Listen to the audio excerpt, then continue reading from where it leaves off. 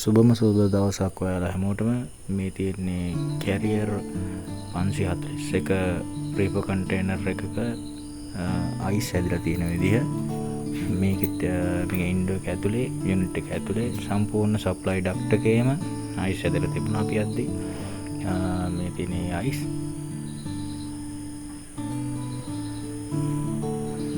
සම්පූර්ණ ඩක්ට් එක වැහෙන්නම අයිස් හැදලා තිබ්බා. ඊට පස්සේ අපි වැඩේ පටන් ගත්තා. යුනිට් එක සම්පූර්ණයෙන් සර්විස් කරන්න.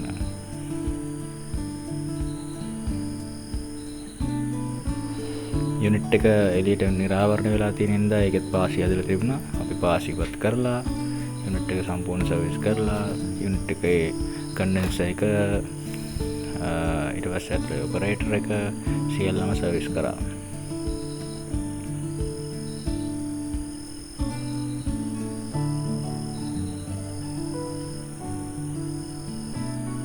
මේ තියෙන යුනිට් එකේ පරණ තත්ත්වය, මේ තියෙන අපේ යුනිට් එක සර්විස් කරගෙන යද්දී ඒකේ එන ලුක් එක.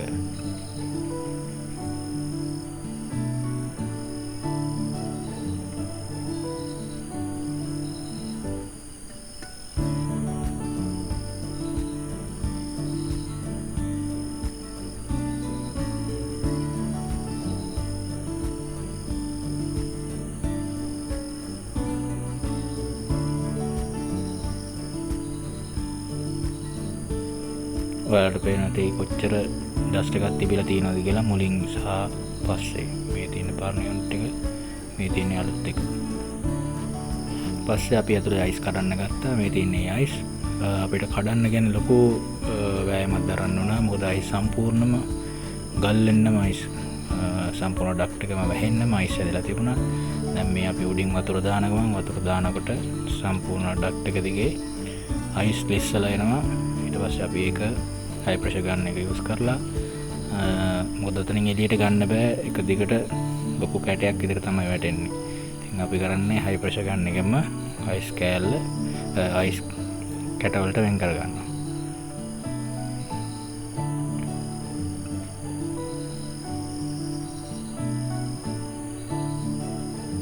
මේ දිනේ අයිස් හදන්න පුළුවන් කාරණා කිහිපයක් තියෙනවා. එකක් සෙන්සර් වල ප්‍රශ්නයක් මොකක් හරි වෙන්න පුළුවන්, ගෑස් වල ප්‍රශ්නයක් වෙන්න පුළුවන්, නැත්නම් සප්ලයි ඩක්ට් එකේ මොන හරි හිර වෙලා එහෙම වෙන්න පුළුවන්, නැත්නම් ඩ්‍රේන් ලයින් එක බ්ලොක් වෙලා වෙන්න පුළුවන්. මේක නම් වෙලා තිබුණේ ඩ්‍රේන් ලයින් එක බ්ලොක් වෙලා තිබුණා. පේනවා ඇති සම්පූර්ණ සප්ලයි ඩක්ට් එකේම අයිස්. මේ තියෙන්නේ සප්ලයි ඩක්ට් එකේ යටම කොටසේ අයිස් අපි ඉවත් කරගත්ත විදිය. ඒකට අපි හයි ප්‍රෙෂර් ගන්න එක හැම එක වගේ දේවල් තමයි පාවිච්චි කරේ. ඒවා පාවිච්චි කරලා මුලින්ම අපි කරුවේ වෝල් එකේ සහ ෆ්ලෝ එකේ පොළවේ සහ බිත්තිවල අල්ලලා තියෙන ඒ අයිස් කැටේ වටෙන් දිය කරගත්ත එක. දිය කරගෙන ඉවරලා ඊට පස්සේ අයිස් කැටේ සම්පූර්ණ කුට්ටියක් විතර තිබ්බ හින්දා අපි හයි ප්‍රෙෂර් ගන්න එක මාර්ගයෙන්ම අපි අයිස් කැටේ කපා ගත්තා. කෑලි කිහිපයකට කපා ගත්තා. කපලා ඉවරලා මේ තියෙන්නේ අපි කපන විදිය. කපලා ඉවරලා අපි ඒක සම්පූර්ණ කෑලි වලට එළියට ගත්තා. විශේෂයෙන් අපි සැලකිලිමත් යුතු කාරණාවක් තමයි යට තියෙන අයිස් දී කරද්දී උඩින් අයිස් පල්ලහැට වැටෙනවා. ඒ වැටෙද්දී සෙන්සර් වලට ඩැමේජ් වෙන්න තියෙන සම්භාවිතාවය 100%යි. ඒකින්ද අපි මුලින්ම සෙන්සර්ස් ටික එළියට අදින්න ඕනේ. එළියට ඇදලා තමයි මේ වැඩේ කරන්න ඕනේ. මේ තියන්නේ අපි අයිස් කුට්ටියෙන් අයිස් කෑලිට වෙන් කරගන්න විදිය. මේ පේන්නේ කටර් එකක් විදියට හයි ප්‍රෙෂර් ගන්න එකෙන්ම අපි අයිස් කෑල්ල කපා ගන්න ආකාරය.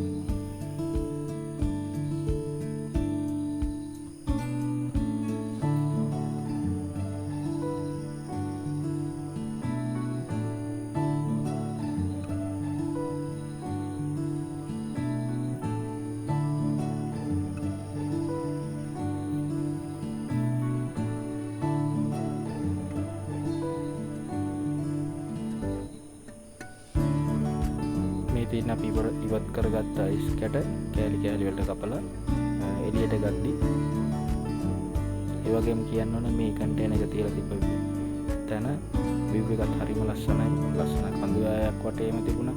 හරිම ලස්සනයි, සුන්දරයි. ඒ වගේම නිෂ්කලංක පරිසරයක මේක ෆාම් එකක තිබුණේ.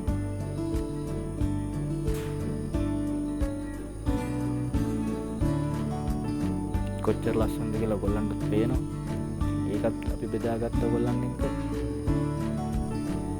මේ තියෙන්නේ සම්පූර්ණ යුනිට් එක වොෂ් කරලා ඉවරනම් පස්සේ ඒකේ ෆයිනල් ලුක් එක. බොහොම ස්තුතියි යාළුවනේ ඔයගොල්ලන් අපේ වීඩියෝ එක බලුවට. අපේ YouTube channel එක subscribe කරන්න, like එකක් දාන්න, comment එකක් දාන්න. ඒක අපිට ලොකු හයියක්. ඉදිරියේ වීඩියෝස් ගේනවා ඒවත් බලන්න.